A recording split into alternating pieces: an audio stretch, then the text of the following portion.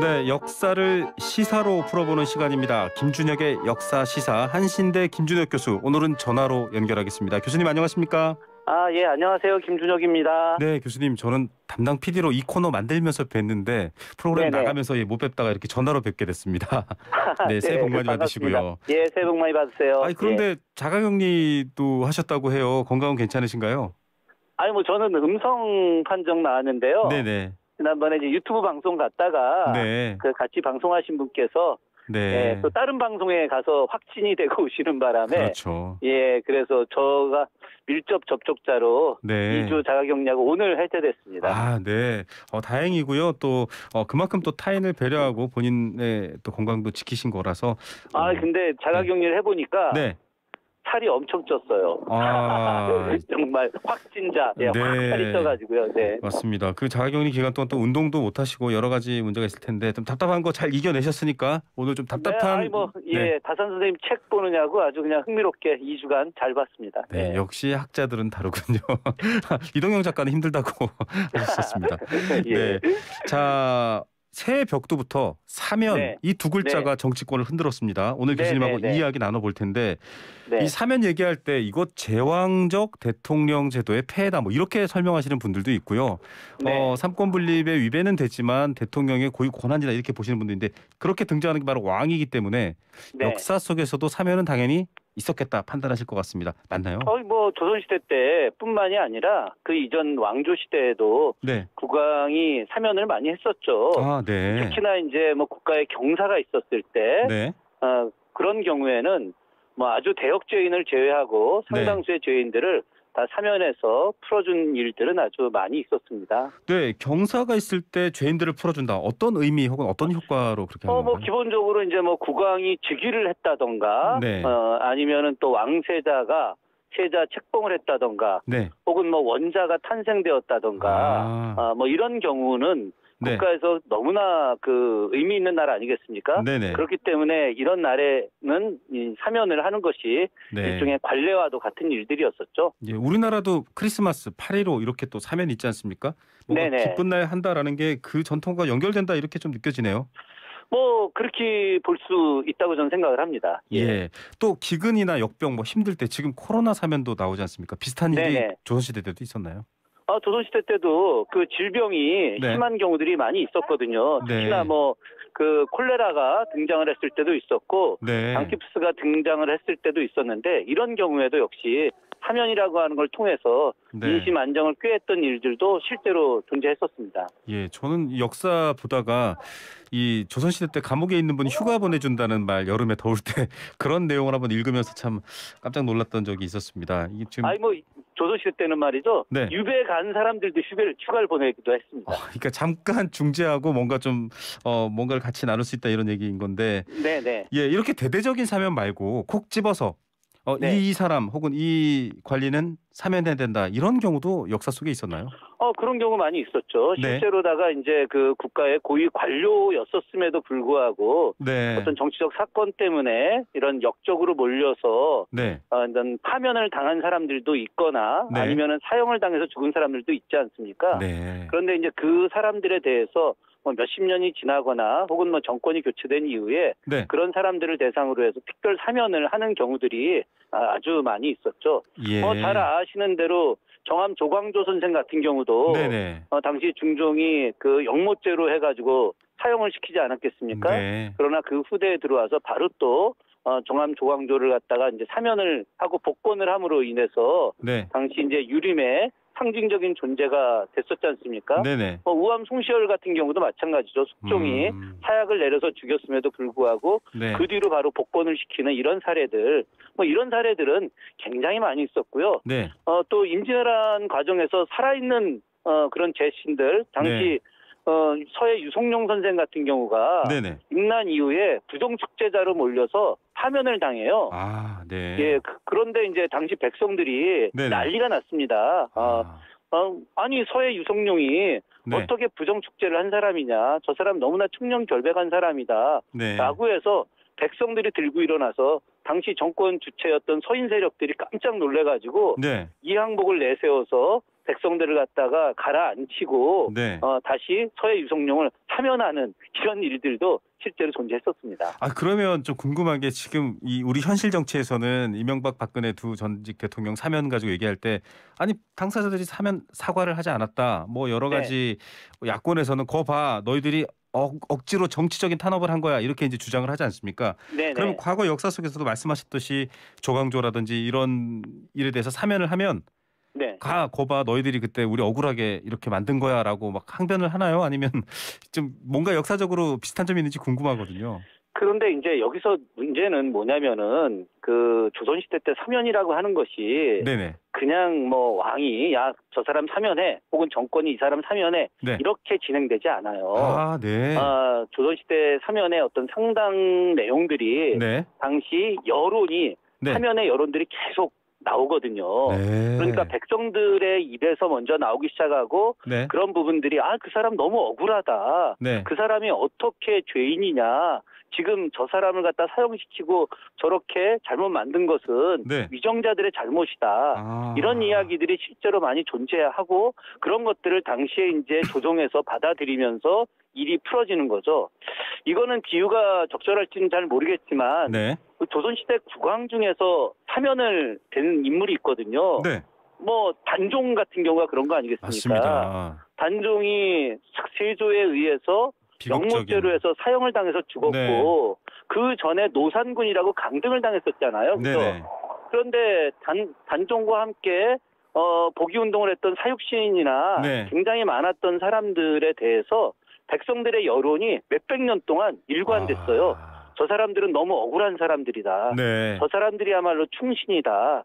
이런 여론들이 끊임없이 이어졌고 그런 과정에서 이제 중종대도 사면 논의가 있었고 백성들 때문에 그러다가 숙종대 들어와서 백성들의 어떤 이야기들이 너무 커져 나갔고 그런 과정에서 이제 조정의 신하들이 단종에 대한 이제 사면 논의를 갖다가 공식적으로 제안을 하게 됐고 숙종은 그런 제안을 받아들이고 본인이 직접 단종 그 사육신 묘소까지 찾아갑니다.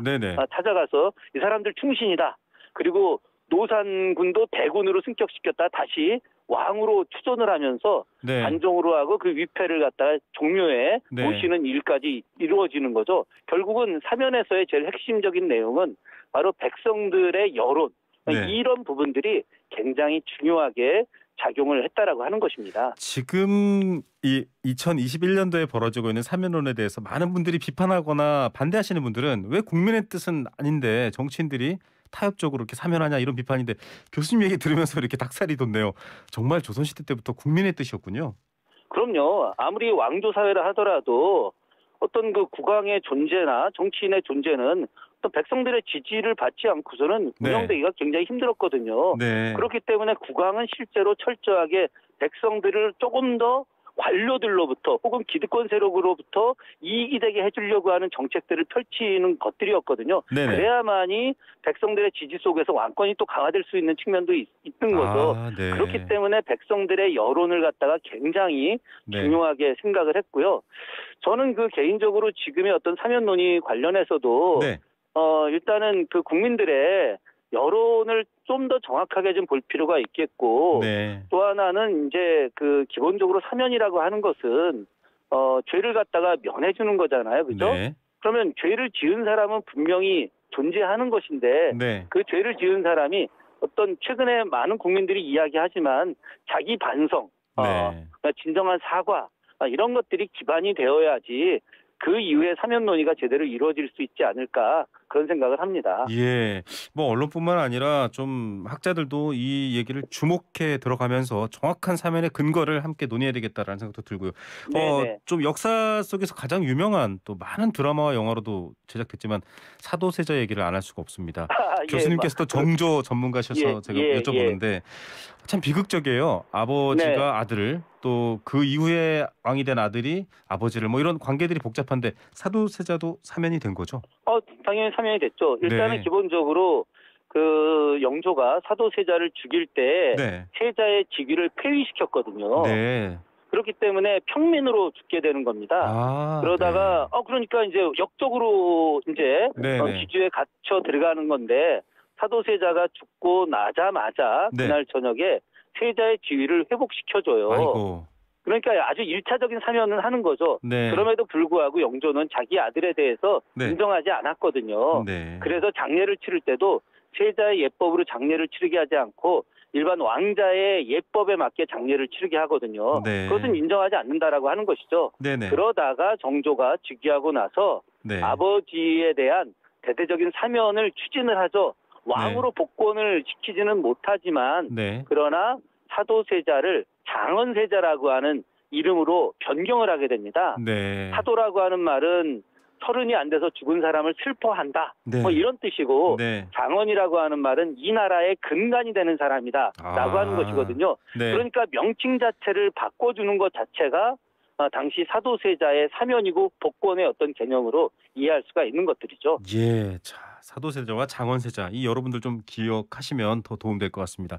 자 정치인들 얘기를 그래도 조금 한 걸음 더 들어가서 이해를 해보면 네. 이 어려운 시기에 IMF 때 전두환 노태우 두 대통령 전직 대통령 사면해 준 것처럼 코로나19로 이 어려운 시기에 두 전직 대통령 사면해서 국민 통합 이루어질 수 있다라고 얘기를 하거든요. 그러니까 조선시대 네. 때나 역사 때도 사면해서 뭔가 그런 효과가 드러났기 때문에 한 건가요? 어떻게 보십니까? 영향력. 그런 것은 분명히 존재하죠. 기본적으로 네. 이제 그 사면을 통해서 당파 간의 화해와 조정을 하고자 하는 의도는 분명히 존재했고 네. 또 그런 부분들이 실제로다가 영향을 끼쳐서 어쨌든 뭐 그 극한 대립 같은 것들이 어떤 조율이 이루어진 것도 분명히 존재했었습니다. 네. 그럼 사실은 이제 사면이라고 하는 것이 그런 것을 또 목적으로 하는 것이기도 하니까요. 네.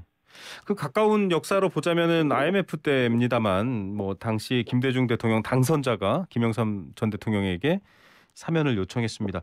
그 사례가 있기 때문에 좀 물론 이제 조선시대 사례도 교수님께서 말씀해 주셨지만 이 최근 근래 근대 정치의 사례까지 좀 본다면 현대 정치 사례까지 본다면 어떻게 판단하십니까? 사면. 네, 뭐 저는 그 기본적으로 그 지금 이제 이번에 뭐 이명박 대통령과 박근혜 전 대통령에 대한 사면 논의가 뭐 언젠간 나올 거라고 좀 생각을 했고요. 네. 뭐 또 기본적으로 그런 사면의 어떤 일들이 또 뭐 이루어질 것이라고는 생각을 하고는 있었습니다. 네. 그런데 뭐 아직 그 형이 확정되지 않았잖아요, 그죠? 네.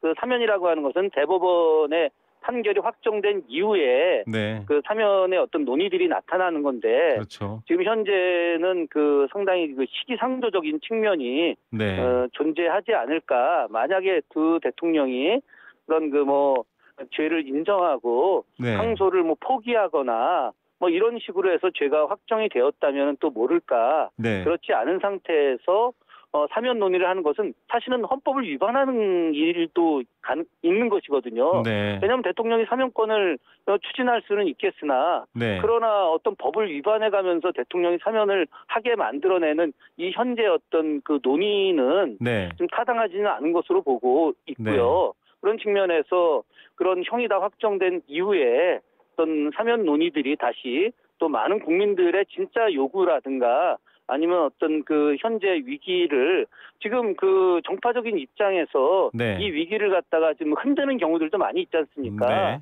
그러면은 진짜 그런 정파적인 이해 득실을 떠나서 코로나 위기를 극복하고 정말 그 경제를 활성화한다라고 하는 그런 진정성들이 보여진다면 국민들이 함께 사면 논의에 대해서 적극적인 지지를 하지 않을까 그런 생각을 합니다. 네, 현대 민주 정치에서는 입법, 행정, 사법이 분리되어 있습니다.